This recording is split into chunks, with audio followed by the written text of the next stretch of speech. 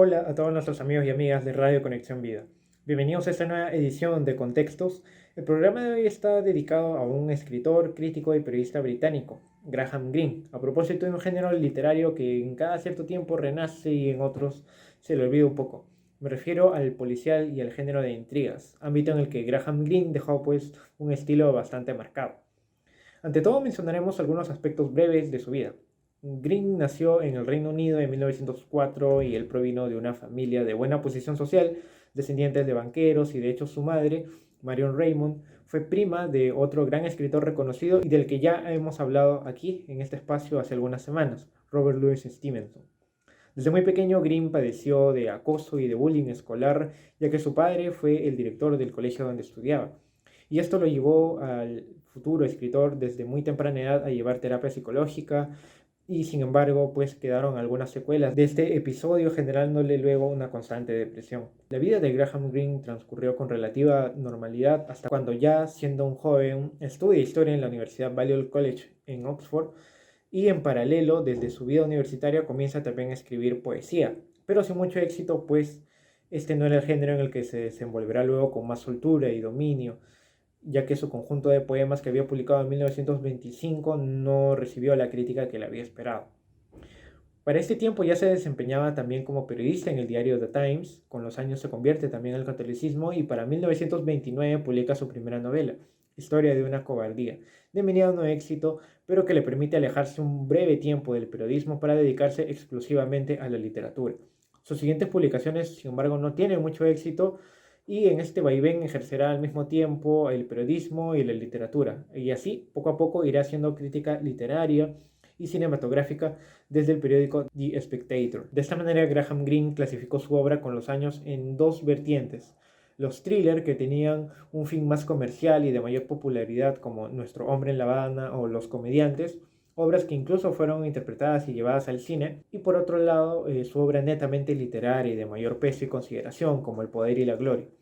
El estilo de Graham Greene incluye la intriga, los conflictos personales y sobre todo una gran riqueza de tiempos, periodos y ambientaciones que pudo transmitir en su obra gracias a sus experiencias de viajes que tuvo alrededor del mundo cuando se desempeñó como corresponsal y también como agente del Servicio de Inteligencia Secreta del Reino Unido, yéndose primero hacia Cuba, Liberia, México y otros países del mundo. Todo este bagaje le permitió al autor interesarse por la geopolítica, los intereses particulares y nacionales, los modos de vida, la libertad del hombre, todos temas que tocará posteriormente en su obra narrativa. Aunque Greene escribió también dramas, es en el ámbito de la novela donde realmente destacó. Y fue también una persona eternamente voceada para ganar el Premio Nobel de Literatura en los años 70, sin embargo no pudo hacerse con este máximo galardón literario. No obstante, ha dejado una huella bastante profunda en la novela de intrigas, la novela policial, donde las apariencias físicas e incluso la de sus personajes pues son dejadas de lado y la trama pues cobra una mayor notoriedad. Para el año 1991, finalmente, Graham Greene falleció en Suiza, dejando alrededor de 25 novelas impregnadas de misterios, temas sociales y tintes católicos. Y bien, teniendo en claro ya un poco de la vida de Graham Greene, revisaremos una de sus novelas más emblemáticas y también mejor escritas, El americano impasible, o en inglés The Quiet American, un libro que fue publicado en 1955 y trata acerca de las relaciones interpersonales, los conflictos de tres personajes en los momentos previos y durante la guerra de Vietnam. Gran parte de la historia está ambientada en Indochina y habla mucho del colonialismo inglés y francés en esta parte del sudeste asiático, así como una soterrada crítica a la intervención norteamericana en estas tierras. Aquí lo bélico tiene un papel secundario o de ambientación, pero que tiene injerencia en los pensamientos, modos de vida y de hablar de los personajes. El libro que nos acompaña en la edición de hoy es de la editorial RBA y es una edición del año 2000 con poco más de 230 páginas. Si bien la novela no es muy extensa, hay varios acontecimientos que hacen de la historia algo muy dinámico, a pesar de que todo transcurre en un mismo espacio geográfico. La historia nos es contada por el protagonista Thomas Fowler, un corresponsal de guerra británico que lleva casi 5 años en Saigón y que poco a poco comienza a trabar una amistad algo fría, algo distante, un poco a pesar de sí mismo, con Alden Pyle, un agente encubierto de la CIA norteamericano, con aspecto y un espíritu también inofensivo, inocente y que a perspectiva del narrador pues no acabará muy bien por tener un perfil tan contrapuesto al de la vida real. Fung es un tercer personaje sobre el que girarán varios conflictos precisamente entre Thomas Fowler y Alden Pyle, y que pone de relieve pues el mismo modo de vida de una vietnamita, algunos vicios con el opio, la pobreza y demás aspectos secundarios que complementan la novela. Sin más preámbulos, vamos a revisar algunos pasajes de la historia. Después de comer, me quedé en mi cuarto de la Rue Cantinat, esperando a Pyle. Me había dicho, estaré contigo a las 10 a más tardar.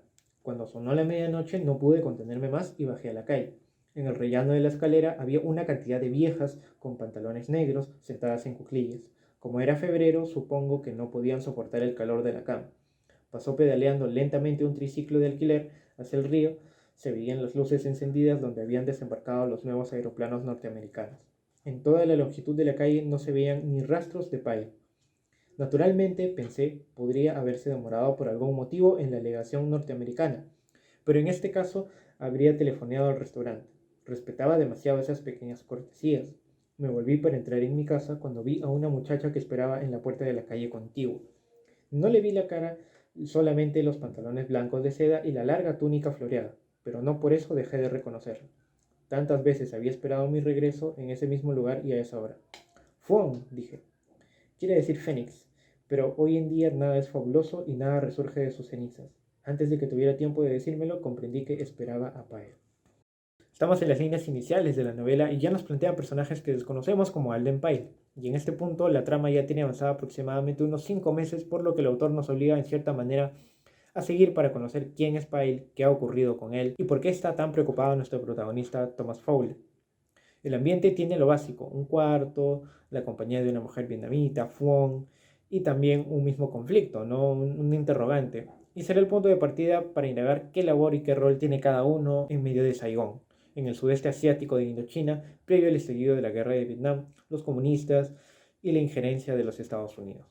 Vamos a ir ahora con la segunda cita del programa. El canal estaba lleno de cadáveres. En el recuerdo lo veo como un guiso de carne, pero con demasiada carne. Los cuerpos se trepaban unos sobre otros, una cabeza, de un gris de foca, anónima como un convicto de cráneo rapado, emergía erguida fuera del agua como una boya. No se veían rastros de sangre. Supongo que ya hacía días que el agua se la había llevado toda. No sé cuántos podían ser. Seguramente los habían encerrado en un fuego cruzado cuando trataban de volver. Y supongo que cada uno de nosotros, junto al canal, pensaba, si lo hacen ellos, también podemos hacerlo nosotros. También yo desvié la mirada. No queríamos recordar qué poco importábamos, qué rápida, sencilla y anónimamente llegaba la muerte. Aun cuando mi razón anhelaba el estado de la muerte, yo temía el acto en sí como una virgen. Me hubiera gustado verla llegar con un aviso previo para poder preparar. ¿Para qué? No sé, ni tampoco sé cómo, a menos que fuera mirando en torno para ver qué poca cosa era lo que abandonaba. Aquí vemos otra faceta de Graham Greene, que de hecho es uno de sus puntos fuertes, la descripción de las escenas, que no tienen tampoco el tono lírico y dramático de otros autores. De hecho es mucho más sencillo y hasta imparcial, con ligeros matices de opinión, casi como un reportero que cuenta a través de un reportaje con la primera persona todo lo que ve. Aquí asistimos a una de las escenas donde el corresponsal Fowler está a punto de encontrarse con un teniente. Más adelante se profundizará en la relación que tienen casi netamente sexual el protagonista y Fong. Vamos a ir con la última cita del programa. Realmente había sido castigado, como si Pyle al irse del departamento me hubiera sentenciado a tantas semanas de incertidumbre. Cada vez que volvía a casa sentía la expectativa del desastre. A veces Fong no estaba y me resultaba imposible empezar el menor trabajo antes de su regreso, porque todo el tiempo me preguntaba si volvería. Inquiría a dónde había ido, tratando de evitar en mi voz toda ansiedad o sospecha, y a veces me contestaba que había ido al mercado o de compras, y me presentaba las pruebas correspondientes. Hasta la facilidad con que confirmaba sus palabras me parecía en ese periodo artificioso, y a veces era el cine, y allí tenía el trozo del billete de entrada para demostrarlo, y a veces había ido a casa de su hermano. Yo sospechaba que allí se encontraba con Pyle. En esos días le hacía el amor salvajemente, como si lo odiara, pero lo que odiaba era el porvenir. La soledad se echaba en mi cama y de noche me abrazaba a la soledad. Fong no había cambiado, seguía haciéndome la comida, preparándome las pipas, ofreciéndome suave y gentilmente su cuerpo para el placer, pero ya no era un placer. Y así como en los primeros tiempos había codiciado su mente, ahora también anhelaba leer sus pensamientos, pero estaban siempre escondidos en ese idioma que yo no podía hablar. No quería interrogarla, no quería obligarla a mentir. Mientras no me dijera ninguna mentira abiertamente, podía seguir creyendo que nos llevábamos como nos habíamos llevado siempre. Pero de pronto mi ansiedad tomaba la palabra y decía, ¿cómo viste a Pyle por última vez? Ella titubeaba. ¿O sería que realmente trataba de recordar? Cuando vino aquí, contestaba. Empecé, casi inconscientemente, a denigrar todo lo norteamericano. Mi conversación estaba llena de comentarios sobre la pobreza de la literatura norteamericana, los escándalos de la política norteamericana, la bestialidad de los niños norteamericanos, como si fuera una nación y no un hombre la que me la quitaba. Para este momento de la historia, la riña personal de Fowler con Pyle por compartir de alguna manera a la misma mujer, Fong, alcanza un nivel creciente. Todo lo norteamericano empieza a ser odiado por el protagonista, ya que sabe que la misma inocencia, los fines nobles que impulsaban a Pyle, buscan el bienestar de Fong, y él no puede hacer nada para detener ello. Y en el fondo Fowler odia también lo que encarna el mismo Pyle, la injerencia, el colonialismo, revestido de buenas intenciones o que sin saberlo es portador de destrucción y de cambios drásticos en una sociedad. A modo de conclusión, les recomiendo mucho esta novela y otras de su género por el nivel de intriga, el desarrollo y el final de la historia sobre todo, pues si bien el misterio no tarda mucho tiempo en resolverse, este tiene efectos positivos para algunos de sus personajes en la trama. La envidia, el rencor, la inconformidad, la violencia, los intereses son temas comunes en esta novela ya de madurez del autor británico Graham Greene. Espero que el programa haya sido de su agrado. Nosotros ya nos reencontraremos en la siguiente edición de Contextos. No olviden seguirnos en las redes sociales de Radio Conexión Vida y en la web www.radioconexionvida.pe. Conmigo será hasta la próxima.